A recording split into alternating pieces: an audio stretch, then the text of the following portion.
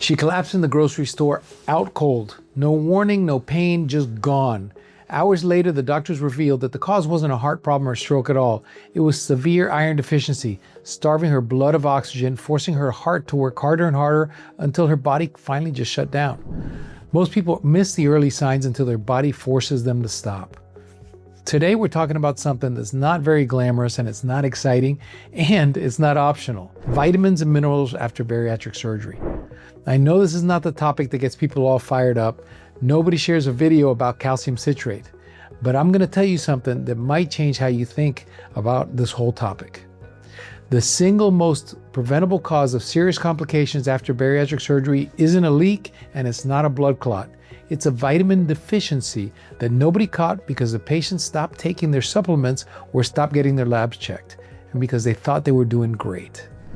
Nutritional deficiencies can cause anemia that leave you so tired that you can't function, bone loss that can lead to fractures, nerve damage in your hands and your feet, hair loss, night blindness, in the most severe cases, a brain condition called Wernicke's encephalopathy that can cause permanent neurologic damage or death. All of it's preventable, all of it. And here's the reality, up to 30% of patients already have nutrient deficiencies even before surgery. After surgery, depending on the procedure, deficiency rates climb even higher. Iron deficiency affects about 29% of patients of gastric bypass patients at 5 years. And vitamin D deficiencies range from 37 to 78% after bypass. Secondary hyperparathyroidism, which is a marker of calcium and vitamin D problems that lead to bone loss, was found in about 40% of bariatric patients in one study and up to 63% at 5 years in another. These aren't rare complications. They're expected consequences of altered anatomy that are completely manageable with the right supplements at the right doses and with the right monitoring. Today, I'm going to walk you through every vitamin and mineral that you need, why you need it, how the requirements differ by different procedures, and what happens if you stop. So let's get into it. So why does your body absorb nutrients differently after surgery? Well, to understand why supplements matter, you need to understand what changed inside you. After sleeve gastrectomy, your stomach is smaller, you produce less stomach acid, and you eat less food. And the reduced acid means that you don't break it down and absorb certain nutrients as efficiently, especially iron and vitamin B12. But the intestine is untouched, so the risk of severe malabsorption is lower than with the bypass type procedures. After Roux-en-Y gastric bypass, the game changes significantly. Food bypasses the duodenum and the upper jejunum entirely, so those are the primary absorption sites for iron, calcium, zinc, copper, and folate. Vitamin B12 absorption drops because the smaller stomach pouch produces less intrinsic factor, and that's a protein that B12 needs to be absorbed. Fat-soluble vitamins like A, D, E, and K are also affected because bile and pancreatic enzymes mix with food further downstream. After biliopancreatic diversion with duodenal switch or SADI S, the malabsorption is even more profound. The common channel where food and digestive enzymes actually mix is much shorter. This means more calories are malabsorbed, this is why the procedures produce the most weight loss, but it also means that more vitamins and minerals are malabsorbed. Nutritional complications occur in over 53% of Roux-en-Y duodenal switch patients at 10 years in one multi-center study, and that's compared to about 16% after SADI S. The bottom line is that every bariatric procedure changes how your body absorbs nutrients. The more malabsorption the procedure creates, the higher supplementation requirements. But even after a sleeve, which is the least malabsorptive, deficiencies are common and supplementation is lifelong. So what does every patient need? The AACE, TOS, and ASMBS are three big clinical societies, and they have clinical practice guidelines which are very clear. Every bariatric patient, regardless of procedure, needs a baseline supplementation regimen. Let me walk you through each one. Number one, a bariatric multivitamin. This is the foundation. Not a regular multivitamin from the grocery store, but a bariatric specific formulation that contains higher doses of the nutrients your body now struggles to absorb. The guideline recommends 2 adult multivitamins per sleeve, bypass, and duodenal switch patients. Each should contain iron, folic acid, and thiamine. Start with a chewable or liquid form because your new stomach may not break down large tablets effectively in the first few weeks. Number 2, calcium citrate. Not calcium carbonate, citrate. This matters because calcium carbonate requires stomach acid to be absorbed, and your stomach acid is reduced after surgery. Calcium citrate does not require that. So the dose is about 1,200 to 1,500 milligrams per day for sleeve and bypass patients, and 1,800 to 2,400 milligrams per day for duodenal switch patients. Always take it in divided doses, no more than 500 to 600 milligrams at a time, because your body can't absorb more than that at a single sitting. And importantly, take it separately from your iron because they compete for absorption. And if you take them both at the same time, neither are going to get absorbed well. Vitamin D, at least 3,000 international units a day, titrated to keep your blood level above 30 nanograms per milliliter. After the duodenal switch, the doses are often much higher, sometimes 50,000 units per week or more. Vitamin D is critical for calcium absorption and bone health. Without adequate vitamin D, all the calcium in the world won't protect your bones. So why does it matter so much? Because secondary hyperparathyroidism, where your parathyroid glands go into overdrive because calcium and vitamin D are low, was found in 40% of bariatric patients at 1 year in a recent study, and at 5 years, the prevalence reached 63% in a large analysis. The risk is roughly 3 times higher after gastric bypass as compared to sleeve. When your parathyroid hormone stays elevated, it pulls calcium out of your bones that leads to osteopenia, osteoporosis, and fractures.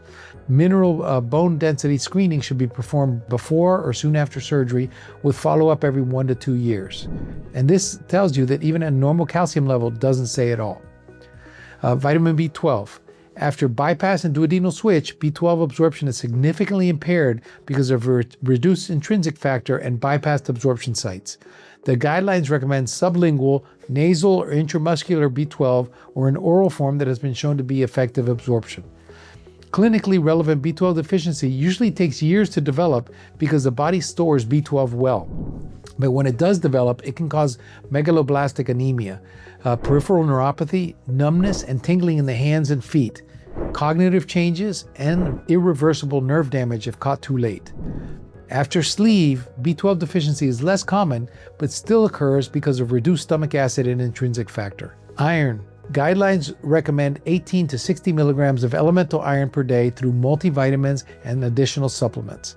Iron deficiency is the most common mineral deficiency after bariatric surgery, and a meta-analysis of over 26,000 patients found that iron deficiency affected 15% at 1 year, 17% at 2 years, and 29% at 5 years after gastric bypass. After sleeve, the rates were lower but still significant, 12% at 1 year and 2 years, rising to 17% at 5 years. In a large Scandinavian registry study of over 73,000 patients, they found 18.5% had anemia at 5 years, with bypass patients nearly twice as likely to be anemic as sleeve patients. Premenopausal women are at the highest risk. Take iron with vitamin C to improve absorption, and take it at a different time than the calcium and the zinc. If oral iron is not effective, IV iron may be needed. Folate, 400 to 800 micrograms per day, essential for red blood cell production and critically important for women of childbearing age. Folate deficiency can cause megaloblastic anemia and during pregnancy, neural tube defects. After bypass and duodenal switch, folate absorption is impaired because the duodenum and the upper jejunum where folate is actively absorbed are bypassed. Thiamine B1, 12 to 50 milligrams per day orally with higher doses for high-risk patients and duodenal switch patients. Thiamine deficiency is rare but devastating. The body only stores about 15 to 21 days of thiamine. If a patient is vomiting repeatedly after surgery and not absorbing nutrients, thiamine can be depleted within weeks. A systematic review found that 94% of Wernicke encephalopathy cases after bariatric surgery developed within 6 months, and 90% had recurrent nausea and vomiting as a risk factor. The incidence per 100,000 cases is highest after the duodenal switch at about 9, followed by gastric bypass at 4, and the lowest after sleeve at about 1. If there's any suspicion of thiamine deficiency, treatment should begin immediately before lab confirmation because waiting can result in permanent brain damage. So we're going to look at procedure-specific differences, especially with the fat-soluble vitamins and trace minerals. After duodenal switch and SADI S, the fat-soluble vitamins A, D, E, and K require aggressive supplementation because fat malabsorption is significant. Vitamin A occurs in 50 to 69% of duodenal switch patients within 1 to 4 years, and it can cause night blindness and in severe cases, permanent vision loss. Doses of 10,000 IUs per day or more may be necessary, and these should be in a dry or water-soluble form because the oil-based vitamins are poorly absorbed. Vitamin K deficiency can cause bleeding complications. Doses of 300 micrograms or more per day are recommended after duodenal switch. Vitamin E supplementation at 400 to 1200 international units a day is recommended, with higher doses after duodenal switch. Zinc and copper must be supplemented together. Zinc deficiency is frequent after gastric bypass and very frequent after duodenal switch, but here's a critical point. Zinc supplementation depletes copper, so for every 10 to 15 milligrams of zinc, you need to add 1 milligram of copper. Copper deficiency can cause anemia that looks like iron deficiency and a myelopathy that mimics B12 deficiency, and it's one of the most commonly missed deficiencies after bariatric surgery. So what's the monitoring schedule? How often do you need to get checked? Supplements only work if you take them, and the only way to know if they're working is to check your blood. The ASMBS guidelines recommend screening for micronutrients and mineral deficiencies at least every 3 months to 6 months for the first year, and then annually for life. The lab should include a complete blood count, an iron panel with ferritin, vitamin B12, folate, vitamin D, parathyroid hormone, calcium, albumin, prealbumin, a comprehensive metabolic panel.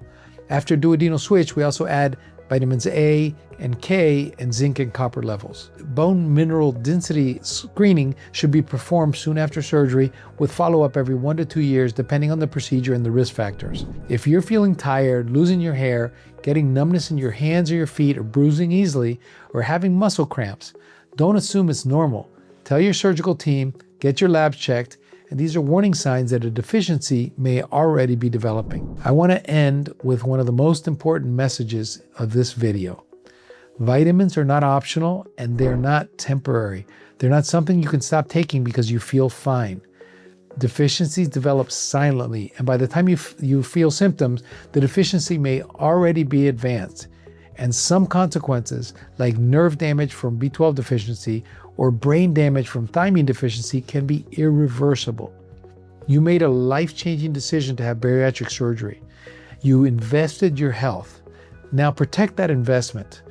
Take your vitamins every day for life and get your labs checked on schedule. Make sure that if you're doing it with your primary, they know the entire list that they're supposed to check. And if something doesn't feel right, speak up. This isn't complicated, but it's not negotiable. I'll see you in the next video where we're going to talk about the necessity of exercise and how to do it right after surgery. Thank you for watching. Real science, real surgery, real results.